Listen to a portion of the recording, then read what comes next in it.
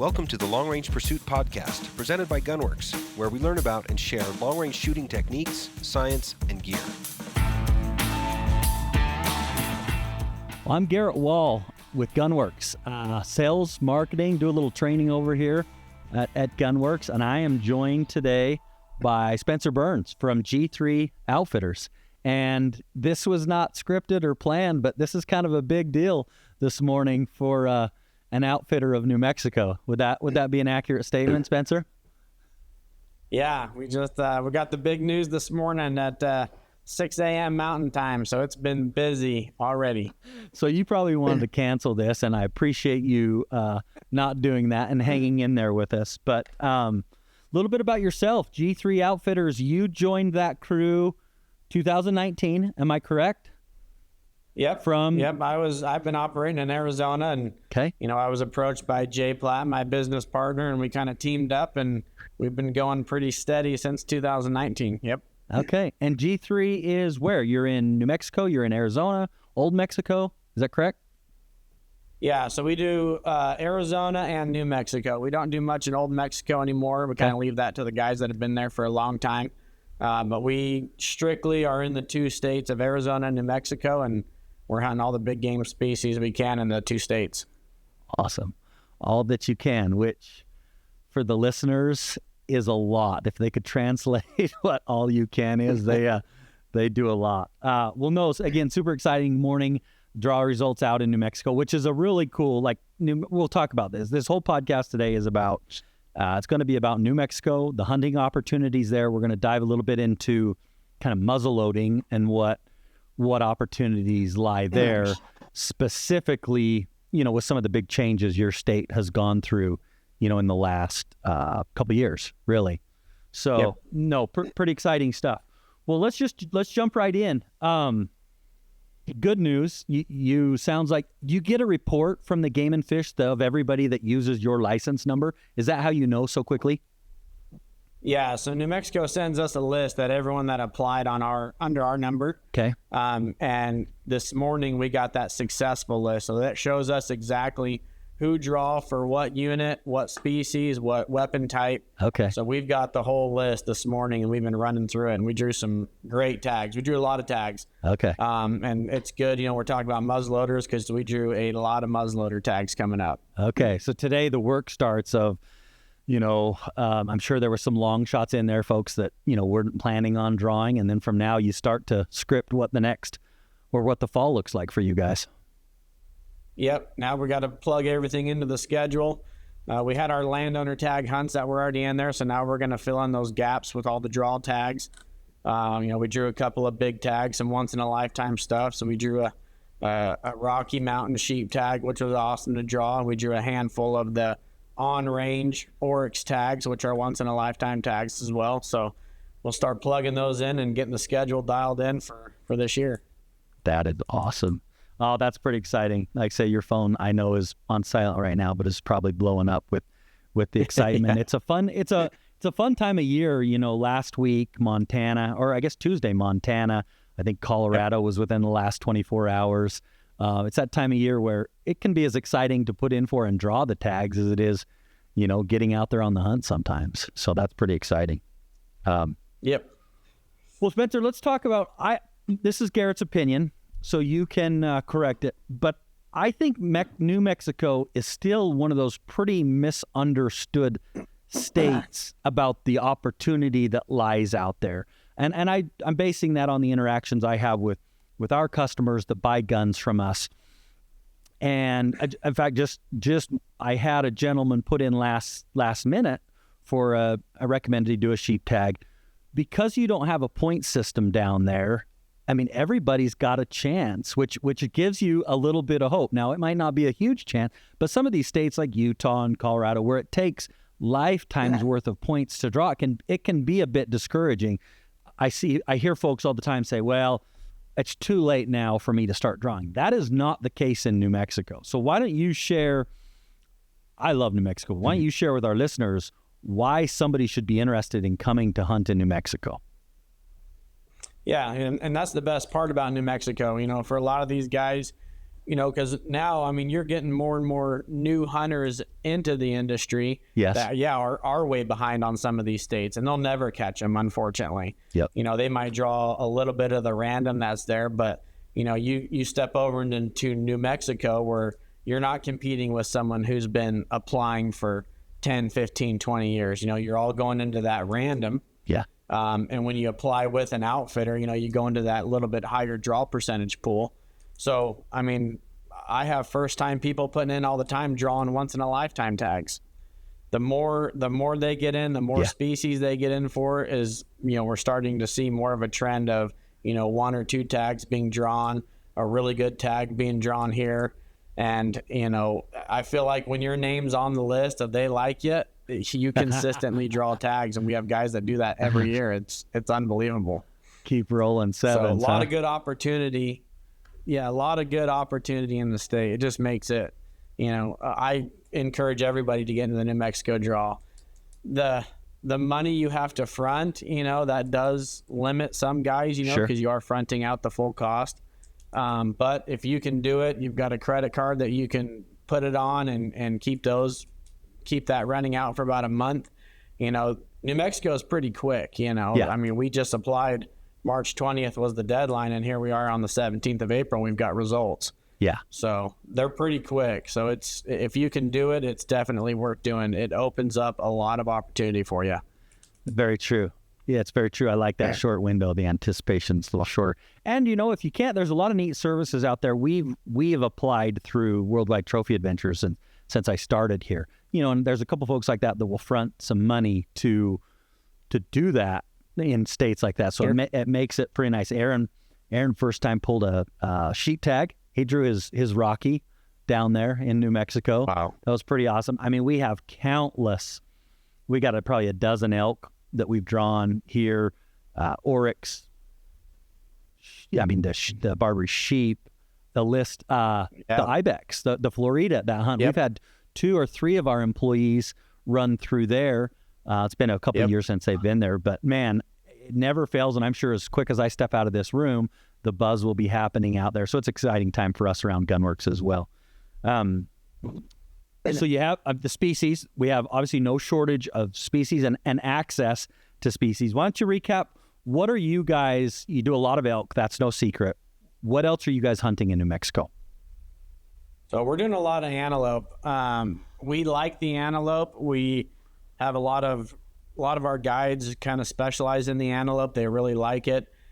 We've got connections with several really good landowners. So, we're no matter what, we're going to hunt 20 plus goats a year.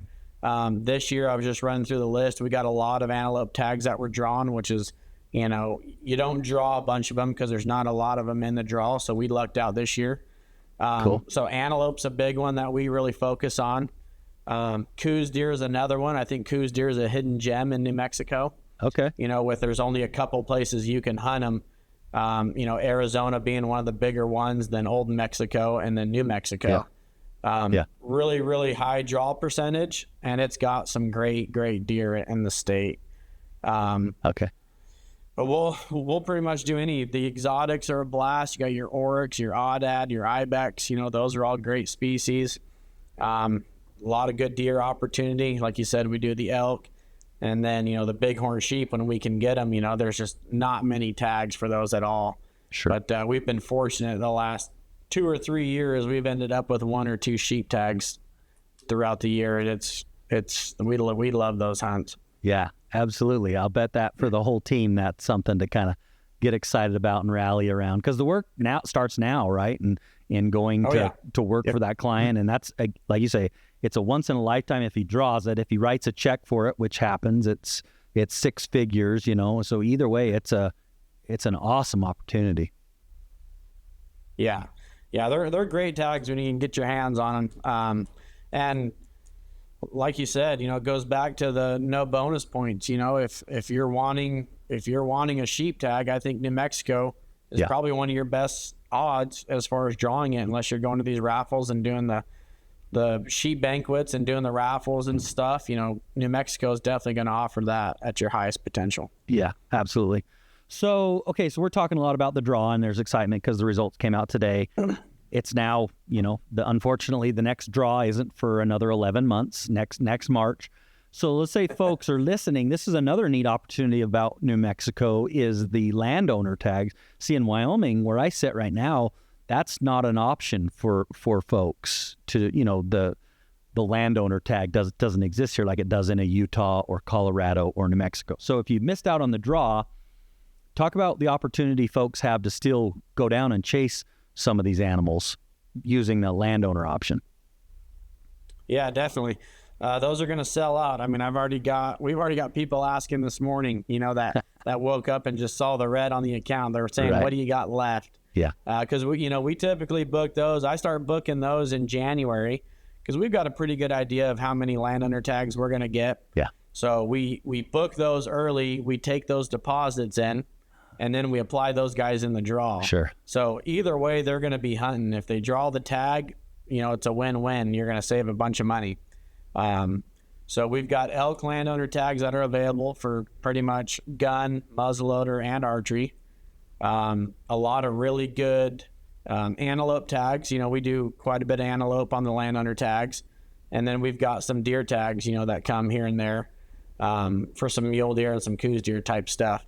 So that is another nice part about New Mexico is you get that opportunity to where you can buy it, if you are unsuccessful. But you got to plan early because those tags are going to be spoken for pretty darn quick. Yeah, true. You made a comment that some of the viewers or the listeners, if they don't apply, maybe don't understand. He said you see red on the screen. In New Mexico, they have this visual representation. It's not just, in Utah you get an email and it says successful or unsuccessful. In New Mexico, it's red if you didn't draw, and then it's green. And so like all of a sudden, if you see green, there's just this sense of panic or excitement that ensues, and then you have to calm yourself and look and see if it's an antelope or something a lot neater. So that's kind of a fun way they do that. Okay, you talked about antelope a couple times, and being in Wyoming, where we love antelope around here. Are you killing goats or chasing goats with nice trophy quality, or these tell me about that. Do you have a chance to chase some big goats down there? Yeah, we do. And I think New Mexico is probably one of the top states for antelope. I'm an Arizona resident, and it's going to take me 20, 25 plus years to draw an antelope tag here. And that doesn't excite me, because you're chasing low 70s to mid 70s type bucks. And, we've got ranches where we're buying landowner tags and we're hunting 80-inch plus goats. Wow. So we are, we're looking for that 82-inch and bigger. So big goats. Yep, I lucked out. I actually had the muzzleloader tag 3 years ago in New Mexico and shot an 86-inch goat. So the potential to shoot a big goat in New Mexico is very, very high. I think our genetics and our age are the best over there, and definitely some really good opportunity to hunt some upper class goats for sure. Yeah.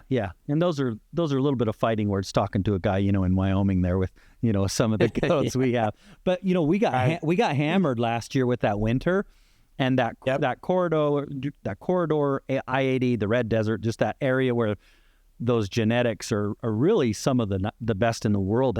They got hammered, and you're exactly right. New Mexico is for a guy or gal looking to chase a monster goat. New Mexico it looks pretty awesome to do that. Let's talk about. We've talked a lot about the opportunity there. You can hunt archery, muzzleloader, rifle down there. You've got all the options down there, but there's been a big change in one of the coveted tags down there, and that is muzzleloading. For the longest time, we were able to go put a 22, 25 power optic on one of our muzzleloaders, be very confident shooting out to 400 or 500 yards if we would put in a lot of practice and put in a lot of time. And all of a sudden, you were as deadly as you were with the rifle. Like your harvest rate, like at least in our expectation, right, was very high. Now, as of last year was your first year running no optic. Is that correct? Yep, that's correct. Well, we could probably spend the rest of the time talking about that. Tell me what that has done to your business, your opinion, your clientele, to the opportunity down there. Let's talk specifically about that optic restriction down there. Yeah, so that was scary. When that first came true in our state and, you know, guys were having to take the scopes off, there was people that were really concerned with that. And you could definitely see people were shying away from the muzzleloader hunts.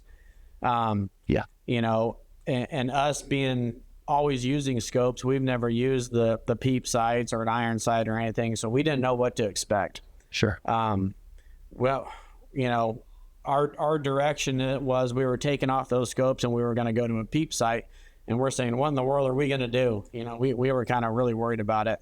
But, you know, we got hooked up with you guys and we got the exo sights put on all of our muzzleloaders. And the first day I went out and shot those, I was very impressed. I was shocked at actually how well I was able to shoot, you know, 2, 3, 4. We were even shooting 500 yards. Sure. Now that's on a plate, a big orange plate, you know, on a controlled environment. That's a different story. You know, you don't want to be shooting that far. Sure. But my expectation of it was I was concerned at the beginning, like, how are we ever going to shoot these past 100 yards? And then you get into the sight, you see how your front sight, you got the interchangeable reticles, which helps. You can go finer if you want it fine. You can go thicker if you want it thick, or you can do the different patterns in it, which was really helpful. And we actually saw our success rate actually went up last year. Really? Guys were actually having to get into that 90 to 200 yards. Which we were more successful. We killed every bull that we hit. Normally on these scopes, you know, guys were laying down at 400 or 500 yards, just saying, "Oh yeah, I can shoot it." Yeah. And, you know, not making that great of a shot. You know, and unfortunately, you lose a couple of bulls when you shoot long range and you're not hitting them as great. We didn't lose a single bull last year that we hit.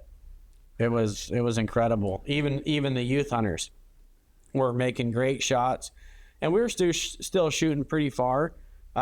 We had a gal shoot a muzzleloader with the iron sights. We shot an antelope at 340 yards, killed them dead. It was unbelievable shot. You know, it was a big change, and it was scary at the beginning, but definitely the sight that, you know, Gunworks had come out with was very, very doable, and it was making it possible. And even clients, you know, real skeptical coming out. Sure. We get them there the day before, we take them to the range, we let them shoot it, and they're even blown away going, wow, you know, this is doable, you know? Yeah. We're not going to be shooting 300 yards, but we can get to 150, 200 yards pretty easy, and we can make that shot. Yeah. So it was reassuring definitely to get into those sites and get those going. And it was great for me to see the success rate going up and not losing any of those elk that we were shooting. Yeah. Excellent. That's very good to hear. You brought up a couple points. I jotted down a couple notes. I'll touch on them. I've hunted around the EXO a bunch, pulled the trigger myself, not quite as much. Craig's hunted with it a bunch. He's been very successful. I've found your eyesight. I get asked this question a lot. How far can I shoot that? And it depends. It really depends. Unlike a magnified optic where almost anybody with even relatively decent eyes can get in there and be successful, that the ability to look through that peep, acquire target, like you said, if you're shooting a bright orange piece of steel, it sticks out. If we're shooting a dull brown background into some sagebrush, your point of aim becomes very tricky. And so the answer, you know, what we're doing on that EXO, it's got a turret on it, so we're able to print your ballistics for that muzzleloader, for that round, and then you can dial your range, and the peep raises and lowers, and that's how we'll change your hold. But your eyesight, I feel really I had a Colorado tag 2 years ago, and I practiced for months before, and out to about 275, I felt really lethal. You got any farther than that, and my eyes just didn't work. Now you get Craig behind the gun, and 375, I'll bet anybody any money with Craig shooting that open sight at 375 yards. So if any folks are interested in this, you need to get behind one, and you will be able to qualify yourself with how far you can shoot that. You answered one of the questions I had for you about you know, getting to the range and having these guys shoot it. I was on a podcast a couple years ago with Craig, And the gentleman that was talking with us and was interviewing us was bringing up the point about how hunters will come into camp with our equipment specifically, but long range equipment as well, maybe another manufacturer, right, a competitor of ours, and they will come into camp and they believe that because they have that product, they are now capable of achieving some kind of result, right? That, so let's say with a rifle, just because I've got a Gunworks rifle, I can shoot 750 yards. That's not the case. Like I'm here to say, from somebody that's been to as many LRUs as anybody here at Gunworks and watched folks, that's the first step in getting a nice piece of equipment. But the training and the practice, there's a good chance you might not be qualified to shoot past 300 yards just because you own one of our guns. And so as an outfitter, how are you, because now you've got this huge list of folks that just drew and they're super excited, but what are you and your team doing for those guys to almost qualify them to make sure that they're out there, shooting to their capability and not some, belief that they think they can do? Yeah, and that's a good point. Like you were saying with eyesight, everybody's different. Some guys can see further, some guys just can't. So that's the critical part. In our operation, when we book a hunter, we want the hunter in camp at least the day before the hunt by 10, 11 a.m. because we want to go to the range. We want to, whether they're bringing their own or they're using one of ours, we want to see them shoot. We want to see what their capabilities are. Because you're right. We get people that show up all the time and say, "Oh, I can shoot, 1,000 yards. I've got such and such rifle," and that may be the case. You may be able to shoot at the range sometimes. You're even shooting a little bit better at the range. But you get in a live action scenario or getting fur behind the scope, it really starts to change an individual. Even your best shooters, I get buck fever myself. I start to shake, when I get behind the gun and I'm about to shoot something. That's just the reality of it.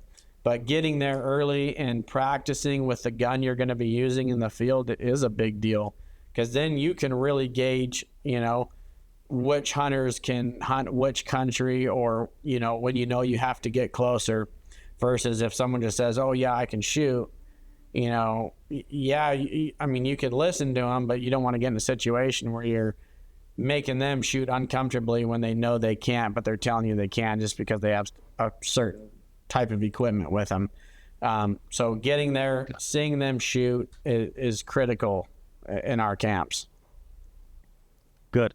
That's good to hear. I hunted Unit 7 in Wyoming, which is it's one of the neat units, here in Wyoming for elk.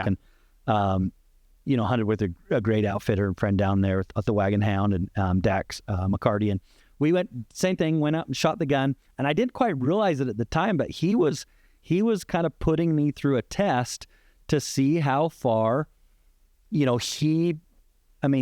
heard what I could shoot, but he wanted to see it for himself. And I really appreciated that. I really get the impression if I wouldn't have been able to shoot his 600-yard plate, that he wasn't going to put me in a position to do that. And I've done this for a long time. Not saying I'm any good, but I've got a lot of experience behind the trigger. And here Dax was really testing me to make sure that, hey, if you can prove to me that you can shoot that distance, then let's go do it. And if you can't, we're just going to get a little closer. And I appreciated that. And frankly, I think that's how every camp should be. And you come in and prove it, and then that's the distance we'll go and do. You have brought, a number of groups now through our LRU. I mean, you've literally escorted and hand delivered a number of groups to our class and our range in Burlington to do that. Why don't you talk a little bit? In a perfect world, every guy or gal that drew that tag this morning would get some form of formal training before the class. We know that might not be the case, but talk to me a little bit about how you've seen some formal training, however it may be, improve somebody before they get out on a hunt. Yeah, no, we've been to the class a couple of times now. We did one class where we brought some clients, and then one class in particular that I really liked, we took majority of our guides. Yeah. And the nice part about that is getting the guides to know how to interact and how to properly set up a hunter.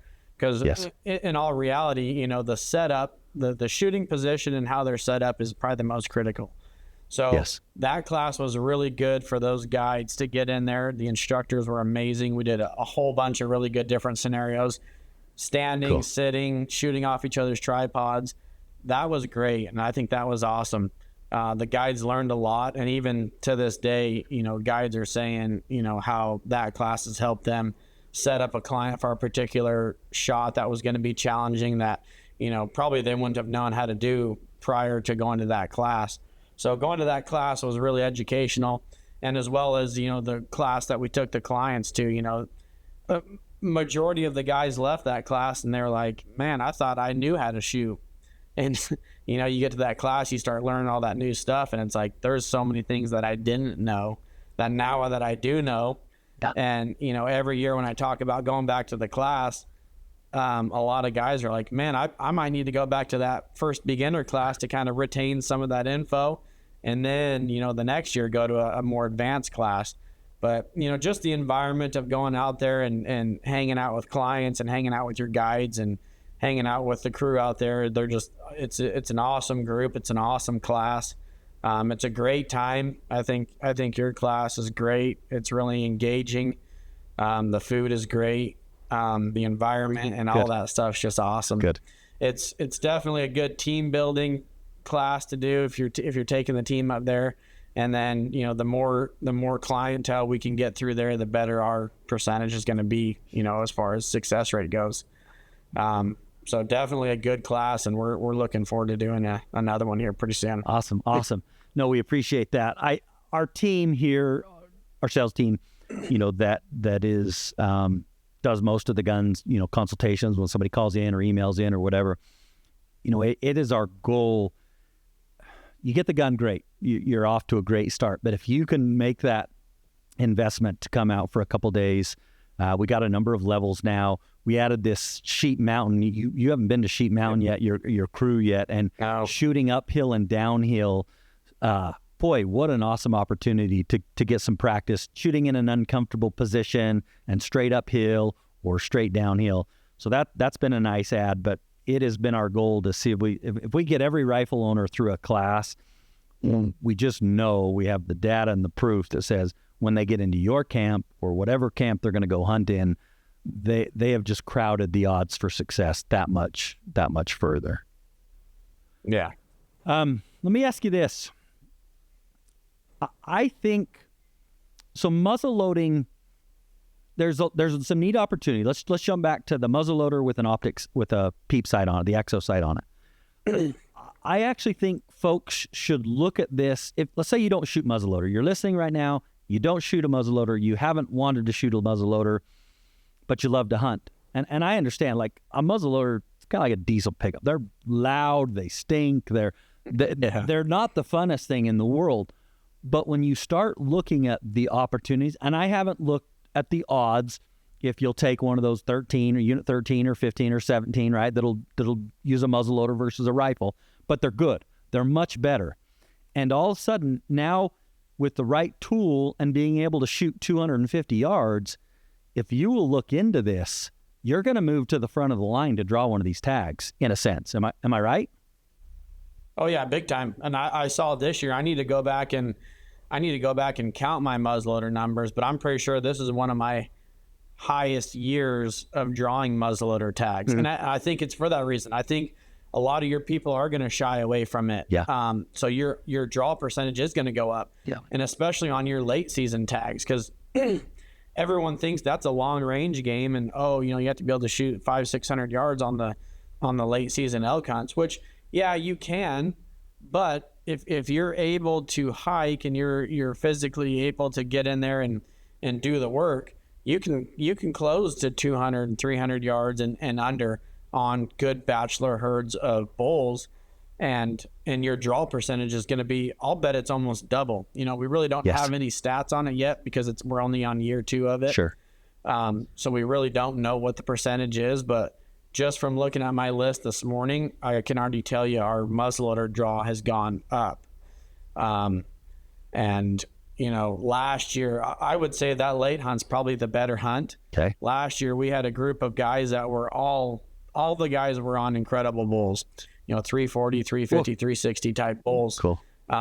They're just in nasty country. You just have to be willing to go in there and dig them out and close the distance, and you're gonna have a good hunt, and you're gonna be out there with less people, and you're gonna be out there with a higher draw percentage, and it's a really good opportunity to get you out there if you're wanting a good tag. Yes. I think it's gonna go up. Yeah, 100%.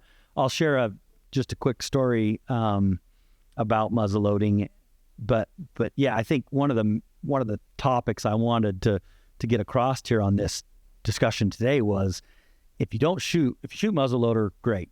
Look at getting an open sight, exo sight put on there and look at New Mexico. If you've never shot muzzleloader and you love to hunt, you need to take a very close look at these opportunities because, I agree with you. I think it's going to be double. But a muzzleloader is a lot trickier than a rifle, in my opinion. This is opinion, Garrett and some of the folks I've been around. I think you would agree, Spencer. We could grab somebody that was very new to firearms, and we could put a 6.5 Creedmoor or a 7 Saum, in the right weight class, and we could get them to shooting to 450 or 500 yards without a lot of challenge. We could get them there quickly. Now, a muzzleloader, the challenge in getting it loaded and make sure we're metering powder correctly. We're seating the bullet consistently. We're dealing with some more recoil that was never there. I'll share the story that we were in New Mexico probably 7 or 8 years ago. Craig pulled the tag, and it was the biggest animal I think I've ever chased on the hoof. And it's just gut feel. It never died, so I did put a tape on it.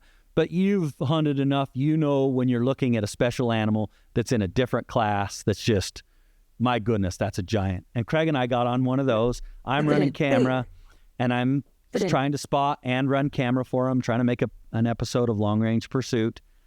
And we didn't get the animal killed. I made a bad wind call for him. And Craig's a good shot. Craig practices a bunch. And this was a time when we could shoot an optic. So we were shooting, 22 power scope at the time. I could still replay this in my head. It's just haunted Craig and I ever since. This bull's feeding on a very steep hill. He's facing to the left, and the wind's blowing right to left. And we have a couple formulas or tricks that we'll use when we shoot in wind so that we can either A, make the good shot, or B, we make a really clean miss. And the animal, we don't hit an animal and make a bad shot.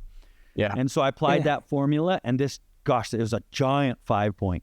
And when he turned, it just felt like, this satellite dish right on top. It was huge. And Craig laid down there, and I've got this thing on film and vapor trail and shoots and just right out in front of it. And that has been a lesson for me in the muzzleloader every time I pick one up, that as excited as I am about the opportunity to go shoot those in the tags, you need to take it seriously. You need to put in the time. You need to start the summer before. And if you'll do that, just like you said, you'll go down and you'll chase 340, 350 bulls in New Mexico, which is a dream come true for a lot of folks. Yeah. Oh yeah, absolutely. Yeah, definitely the practice makes perfect. And you're right. You can, on your guys' guns, I've got that little Trax gun from you guys, the Skunk Works. And it's the 6.5 Creedmoor, and I've got my 2 sons, they're 7, or one's turning 8 and the other one's turning 6 this year. Okay. And they drew javelina tags in New Mexico, so they're excited. But I've got them shooting that Creedmoor, and they're shooting 400 or 500 yards. Awesome. It's just, you can do it if you practice. And same thing with those muzzleloaders. The more time you can get into that sight and practice, and yeah, like you said, it's going to be a lot more recoil than you're used to. You got the smoke at the end, all that comes into play. Mm-hmm. But if you sit there and focus and you try and you practice, that you could draw some really good tags pretty consistently, and you can be on a handful of really good hunts. And I will say it's, those sights are tricky for me. When I get into the gun, it's one of those things where I have to get into that sight, I have to identify my target, and I have to shoot. If I sit there and try to stare in the sight for too long, like you can in a scope, you start going cross-eyed because it is a smaller window. So for me, when I was practicing with it, it was, okay, get in, identify your target, and shoot. You know, I can't stand in it for very long, but you know, I was very comfortable at shooting an elk at 250. You know, I'd even go out to 300 if I had to. Yeah. But that's where my eyesight lays.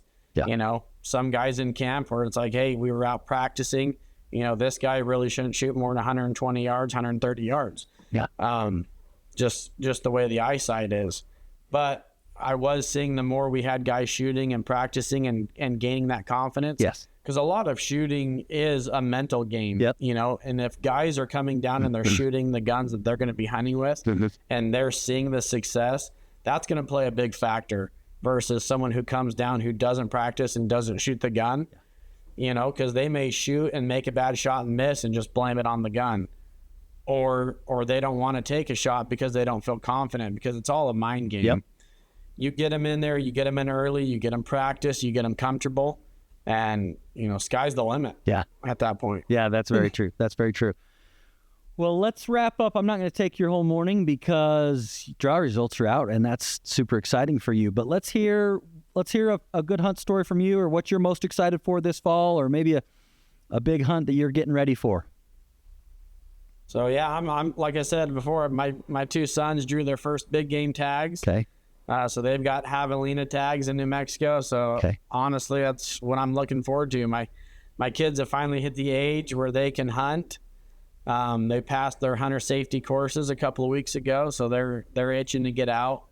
I've got some landowner tags for antelope that I'm kind of keeping on the side, so I'll probably get them out there on those. I'm just most excited to see them get out and be successful. They're really itching to do it. They've been on a bunch of hunts with us, anything from bears to lions to Rocky Mountain sheep tags, and they've definitely got the bug. So they're looking forward to it, and I can't wait to get out there with them. Oh, that's exciting. So you're getting to that age where some of your personal hunting pursuits will start to take a bit of a back seat to the boys. Well, that's good. You brought up a good point that there's some neat youth opportunity for draws in New Mexico, correct? Some specialized tags for youth. Yeah, the youth hunters, in my opinion, get the best hunts in the state. I mean, you look at their elk hunts, they're hunting that first week of October where it's it's on. It's bonkers at that point. You got the rut is just going. Sometimes you got to pick the kids up and carry them because you got bulls that are going to run you over. It's unbelievable. That hunt is unbelievable. You know, they're going to have to shoot a muzzleloader if it's a muzzleloader unit. Right. You know, so back to those hunts. You know, we really look forward to those elk hunts with these youth hunters every year.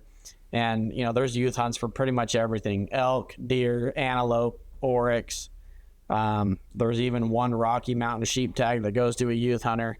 A lot of good opportunity for the kids in New Mexico, and New Mexico gives them the best dates. Yeah, that's all there is to it. That's neat.